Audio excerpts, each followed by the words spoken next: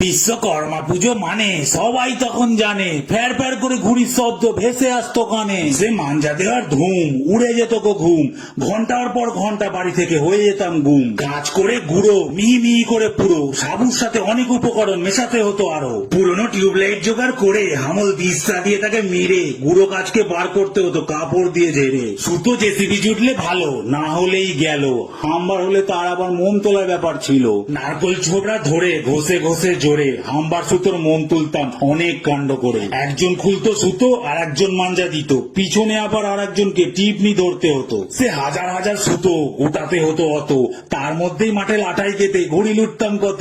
Australian পেপারের ঘুড়ি demand কি তখন তারই, সে ডজন ডজন ঘুড়ি কিনে সে কি বাড়াবাড়ি, টেপ বাঁধতাম হাতে আঙুল কেটে না যায় যাতে, সুতোয় তখন প্রচুর ধার, মানে নাকি তাতে। ঘুড়ি ওড়ানোর দিনে হাত গোড়া দিয়ে টেনে কি যে তোমায় বলবো, সে কি আনন্দ যে মনে, সে হাতে সুতো পেঁচিয়ে ভোগ আটটা বলে চেঁচিয়ে দেড় দুতে ঘুড়িকেও দিতাম পুরো নাচিয়ে। আমারও ঘুড়ি কেটে গেল একবার, কি জানি অচেনা সুতোতে কার, হঠাৎই হারিয়ে ফেললাম দিনগুলোকে, জীবনে খুঁজে পেলাম না আর।